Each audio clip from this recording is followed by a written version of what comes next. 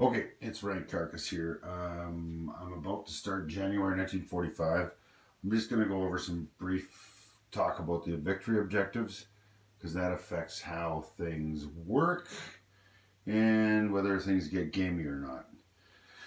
So, victory, this is found on page 14 of your rule book, by the way. So, if you happen to have a rule book handy, you can just look these up yourself or you can look it up online. Historical board gaming site, just download the rules. Um, Victory, the alliance with the most total victory objectives at the end of the scenario is the winner of the game. This is calculated by adding all the objective cities and optional national objectives. So you don't actually have to play with the national objectives that are printed on your sheets. You can just use the cities instead. All right.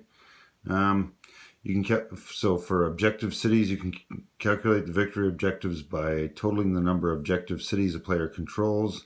They are Berlin, Tokyo, Rome, London, Calcutta, Sydney, Paris, Washington, D.C., Moscow, and Nanking. Now, I like just calculating the ones that you've taken control of, not the ones you like. I mean, the Axis start off with Berlin, Rome, and Tokyo, right? The Allies start off with London, Calcutta, Sydney, Paris, Washington, and Nanking. Well, that's three versus 1, 2, 3, 4, 5, 6, and 7. Sorry, no, 6, and then Moscow. That's the only one that the Comintern starts with. So if you give them just, they're automatically going to lose, right? So I don't like calculating which ones they have that they started the game with. I like calculating the ones they've taken. Loss. The nation loses one victory objective for each land zone worth at least $1 or 1 IPP in its home nation that is enemy occupied at end of game. A nation that has surrendered cannot achieve any victory conditions. Again, this is one of those ones where it makes sense, but Russia's home country is everything red on the map, and it touches the Middle East, it touches all of Europe, it touches China, it touches the Pacific Ocean, it touches the North Sea, it touches the Baltic Sea, the Black Sea. You know what I mean? Like it's unfairly stacked against Russia if you use that rule. But you can't if you are using that rule. I mean, Russia's got a hell of a lot of easy victory objectives compared to everybody else. So you even if you still use that rule, it's not totally a waste of time. National objective. Each nation setup sheet lists additional optional victory. And then, of course, we go to the next page, objectives. All right, so now we're on page 15. Objectives. Each alliance has 18 optional victory objectives divided among the nations. Right? Victory scoring options. The following are optional methods. Method 1, after determining which alliance is the victor, rank order each nation by the number of victory objectives in that alliance each nation achieved. Then go to the alliance with the next highest number of objectives. Or method 2, each nation is rank ordered by the total number of victory objectives controls. The nation with the highest is the winner. But if you got, say, 6 or 7 guys playing this game, yeah, you want to find out who won. Maybe the USA won, right? Because they got the most of their objectives. But the Axis technically won as well, right? So, you can figure out who's the best, or who won the game as a single nation versus who won the thing as an entire country. Now, here's the breakdown of how they divide up. This is that table 1-3 that was listed. So the USA, Britain, FEC, ANZAC, France, and KMT China, this totals up to 18, right? So that's a 2, 4, 6-way split on how you got to get the points. And some of them, if 1 point applies to one nation, the same point will apply to another nation, right? Same here with the Axis. We got 7, 4, and 7, right? Totals out to 18. And the USSR and CCP are 15 and 3, right? Also totals out to 18. So just something to pay attention to here. Now what I've got is I'm not going to go over every single one of these. Just look at the rules and take a look.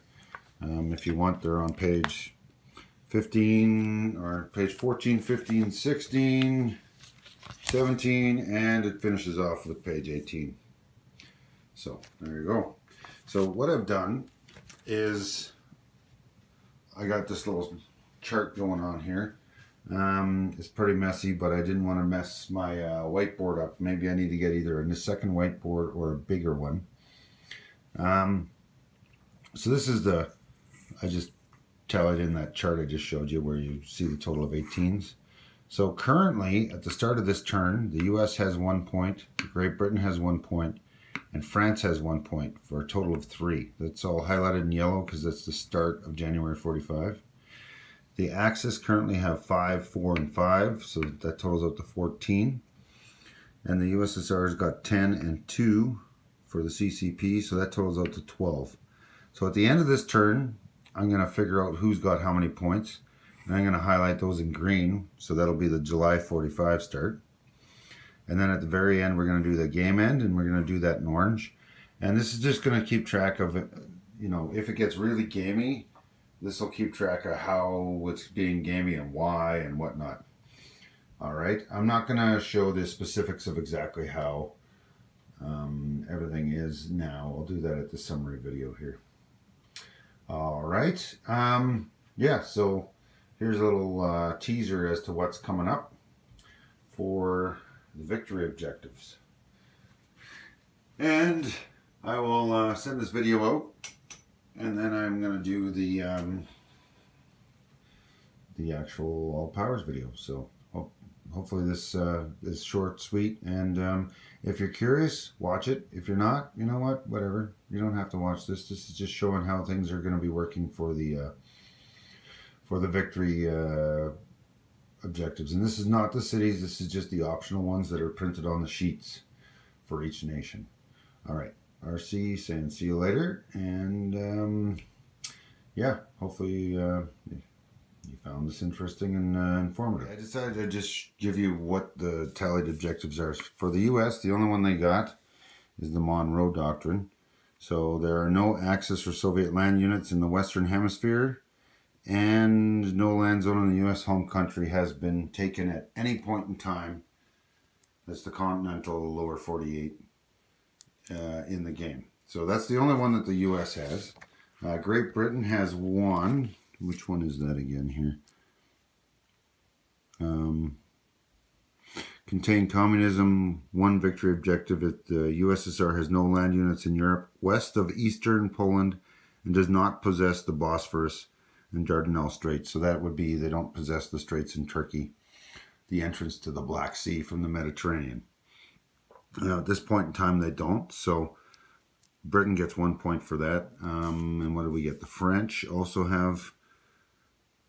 they get the eliminate communism one for 1 point here. Score 1 objective, 1 victory objective if the Comintern does not possess any land zones adjacent to French home country, which is the continental France in Europe. So those are where the points are for them. For the Soviets right now, they currently have 1 victory objective if the USSR possesses East Poland. Basically, Lubeski, what this is the Molotov-Ribbentrop Pact. Anything that was contained where they're in and listed, that counts as 1 point. So they got that.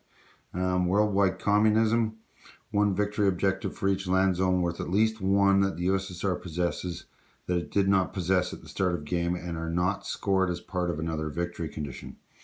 So those are territories that are worth 1. They actually have 7 of those, and they cannot be these ones that were listed for the Molotov-Ribbentrop Pact. So it's not East Poland, Lubelski, Viperi, and the 3 Baltic states.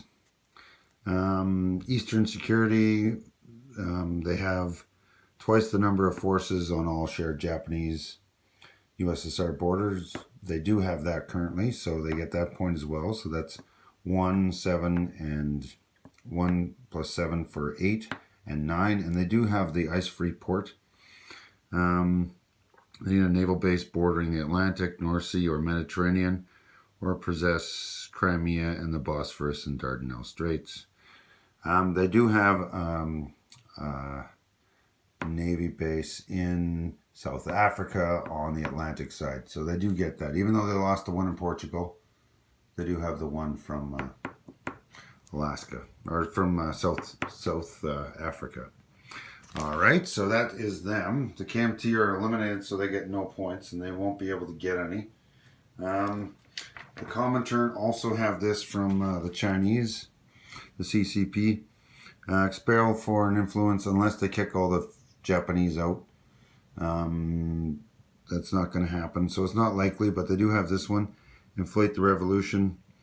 If at the end of the game CCP has more land units in China than the KMT, well, the KMT is eliminated. So long as the CCP has at least one land unit in China, they won this and they get these two points. So that's that. For the Axis, let's see.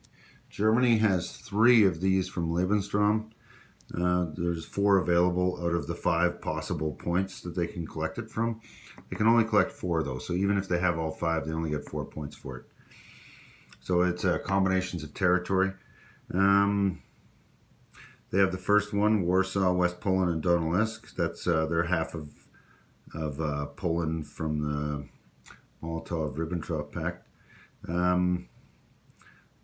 What's the second one here? The second one is Lithuania, Latvia, and Estonia. The Russians currently have that at the start of the turn. Those are the Baltic states, the 3. The Germans do have this one, Denmark, Netherlands, and Belgium. They also have Yugoslavia and Greece together. And Russia owns Bessarabia, Western Ukraine, and Belarusia.